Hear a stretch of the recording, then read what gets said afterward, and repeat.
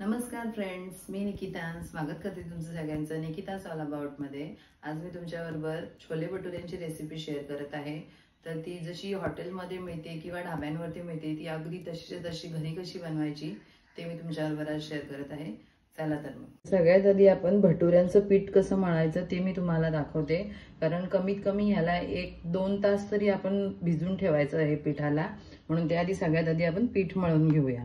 इथे मी 200 ग्रॅम मैदा घेतलेला आहे आणि त्यानंतर 1 वाटी दही आहे, एक अर्धी वाटी रवा आहे बारीकवाला, 1 वाटी साखर आहे म्हणजे 1च चमचा घेतलेला आहे आणि त्यानंतर इथे 1 चमचा खायचा सोडा आहे आणि चवीनुसार मीठ घालायचं आहे आपल्याला। तर पीठ कसं मळायचं मी तुम्हाला ते दाखवते। मी हे पीठ छान चाळून घेतलेलं आहे।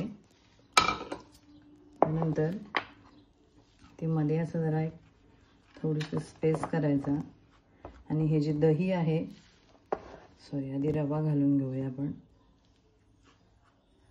त्यानंतर हे दही आहे ते आपण मध्ये घालतोय, जसे लागेल तसं आपण घालत जायचंय। हा सोडा आहे 1 चमचा तो घालते आणि ही साखर आहे पिठी साखर आणि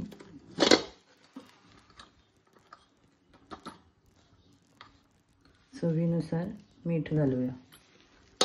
तर हे सगळं छान आधी मिक्स करून घेऊया।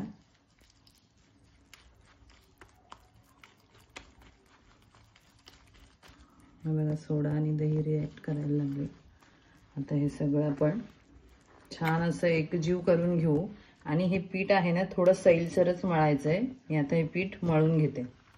तुम्ही बघू शकता एकदा हे पीठ अशा प्रकारे झालं ना की खूप हाताला आहे बघा चिकटते। आता त्यानंतर काय करायचं आहे आपल्याला, एक असा पॅड किंवा तुम्ही ज्याच्यात मळताय ते त्याच्यावरती फक्त एक असं 3 ते 4 मिनिटं छान असं फक्त असं आपटून घ्या हे पीठ, म्हणजे जेणेकरून ते सॉफ्ट होतं आणि आपले भटुरे जे आहेत ना ते मस्तपैकी असे फुगतात पण चिवट पण होत नाही आणि खायला जाम भारी लागतात।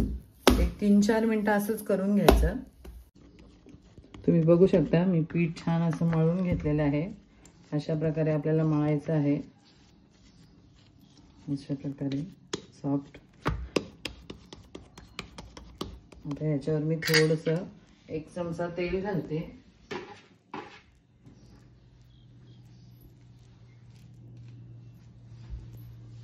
आणि हे पीठ छान असं मळून आता एक साईडला ठेवून घेऊया आपण। आता हे छोले आहेत ना ते आपण पहिले बॉईल करून घेऊया। आता मी हे बघा हे पाण्यामध्ये घातलेले आहेत आणि एक अशा प्रकारचं सुती कापड घ्या तुम्ही। त्याच्यामध्ये मी ही 1 चमचा चहा पावडर आहे आणि 1 चमचा ओवा आहे, तर ते आपण ह्याच्यात घालूया।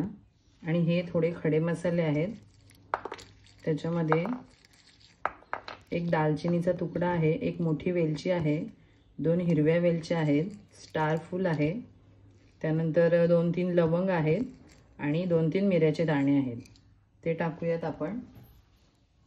आणि ह्या लसणाच्या पाकळ्या आहेत त्या घालूया आणि ह्याची छान अशी पोटली बांधून ती याच्यामध्ये आपण टाकूयात। हे बघा अशा प्रकारे।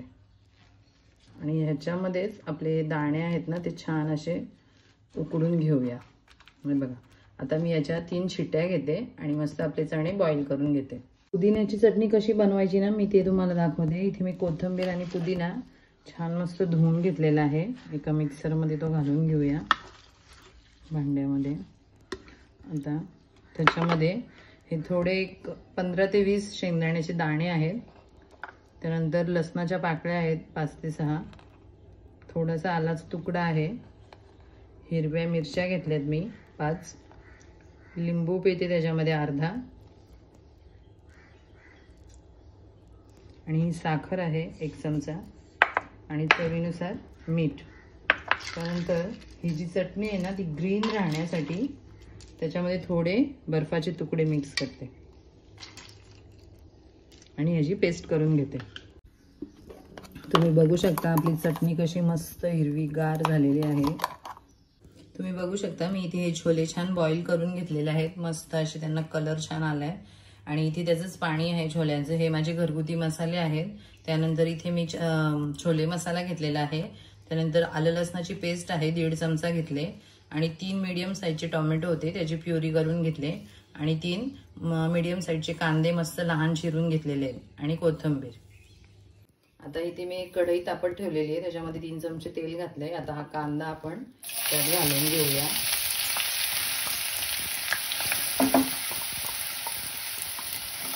छान मस्त गोल्डन ब्राऊन होईपर्यंत मस्त परतवून घेऊया त्याला. कांदा छान आपला गोल्डन ब्राऊन झालेला आहे.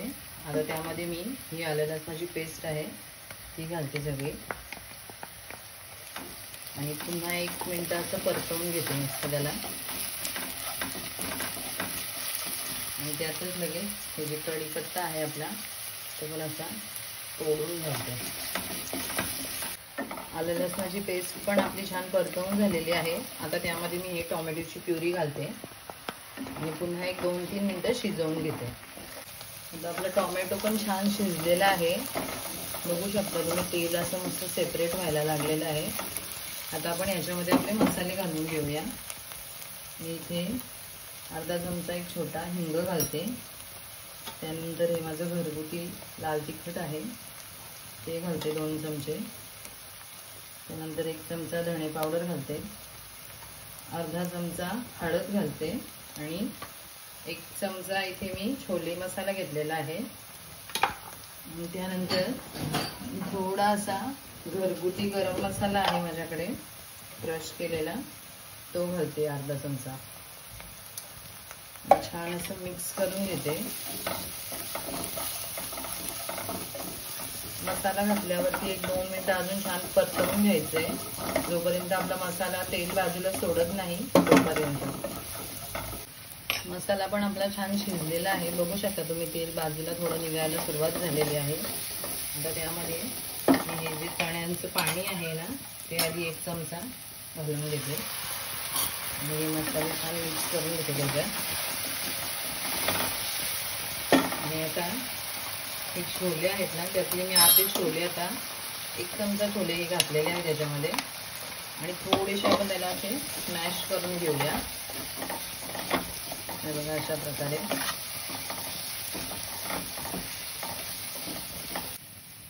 आता हे बघा मस्त मी स्मॅश केलेले आहेत छोले आपले.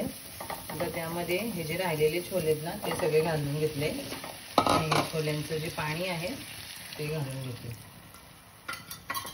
मस्त मिक्स करूया.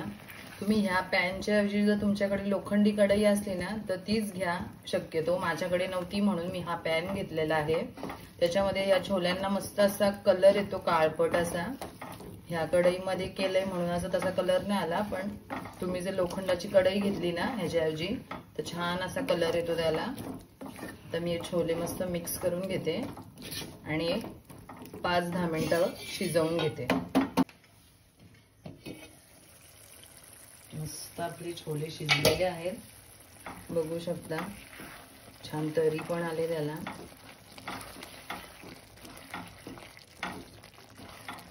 सुगंध तर खूपच छान येतोय. आता त्याच्यावरती हिरव्या मिरच्या, हे आल्याचे तुकडे आणि कोथिंबीर मस्त मिक्स करून घ्यायचं सगळं. एक तडका तयार केलाय. त्याच्यामध्ये लसूण, कढीपत्ता आणि 1 लाल मिरची आहे. तूप घातलंय त्याच्यामध्ये मी आणि हा आपण आता ह्याला द्यायचं. आता झाकण ठेवून देऊ आणि गॅस बंद करते. आता आपण भटुरे करायला घेऊया. छान आपला भटुरा लाटून झालेला आहे. मी आता तो काढते आणि तेलामध्ये छान फ्राय करून घेते आणि गॅसची फ्लेम थोडीशी अशी मीडियम ठेवा.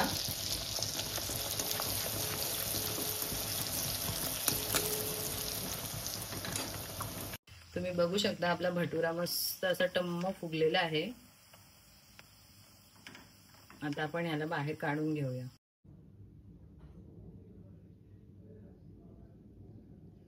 बघू शकता आपले छोले भटुरे एकदम खाण्यासाठी रेडी झालेले आहेत. मस्त मी ते ग्रीन चटणी पण केलेली आहे आणि लोणचं, मिरची आणि आपले छोले भटुरे. आता आपण त्याची टेस्ट करून बघूया कसे झालेत ते. ये विराज.